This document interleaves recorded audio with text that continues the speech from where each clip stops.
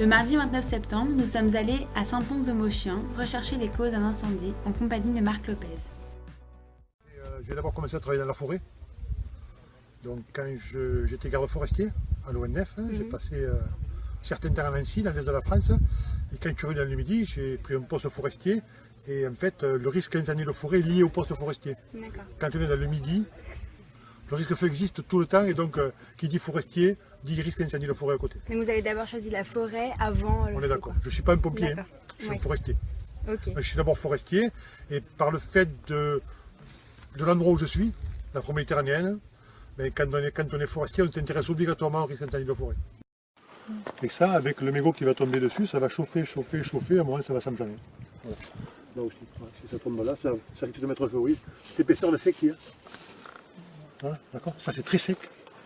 C'est pas tassé, il y a de l'oxygène dessous. L'oxygène pour que ça prenne aussi, on l'a vu ce matin, c'est règle du feu, donc du combustible. Le mégot, c'est l'étincelle, les sources de chaleur. Et le carburant, l'oxygène, comme c'est pas tassé, ça va passer dessous et ça va amener l'oxygène. Vous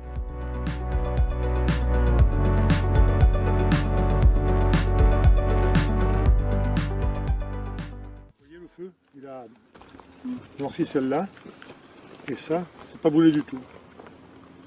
C'était comme ça. Ça veut dire que le feu est monté comme ça. Ça s'est exposé, ça s'est protégé. Donc là, le feu recule.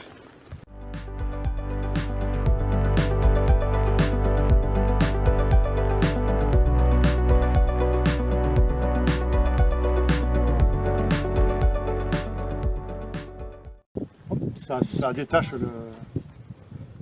le morceau d'écorce qui, lui, tombe dans le panneau radiant, il s'enflamme, il est transporté à un endroit plus loin. Et ça roule bien.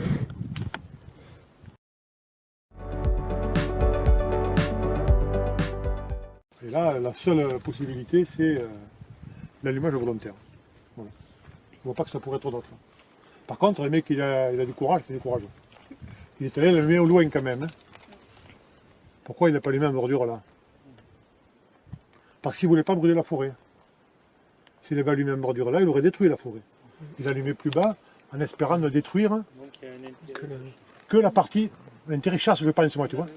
C'est pour détruire que cette partie-là.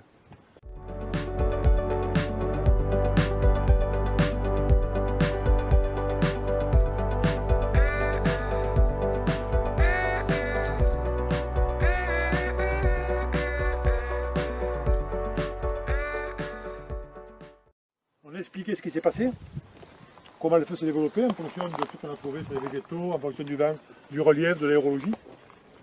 On a trouvé le point d'allumage, on a identifié une saute qui a fait notre contour de feu.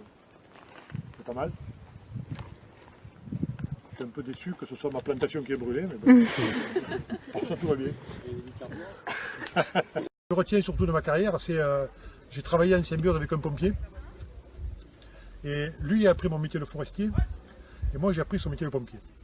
Ça fait que maintenant on est très très soudés et on est interchangeables. En fait, moi je suis devenu un forestier un peu pompier, et lui il est devenu un pompier un peu forestier. Et vous pensez que cet échange est essentiel dans les deux métiers en fait, c'est important. Si on ne se comprend pas, on ne peut pas s'accompagner, on ne peut pas s'aider. La forêt a besoin des pompiers pour éteindre le feu, les pompiers ont besoin des forestiers pour leur dire où il faut protéger, où il faut passer. Donc si on ne travaille pas en amont ensemble, on est sûr de perdre. Par contre, si on travaille en amont ensemble, si on se comprend, si on s'écoute, et si on s'écoute et si on se comprend, c'est important, on va travailler ensemble. Voilà. Donc le pompier devient forestier et le forestier devient pompier.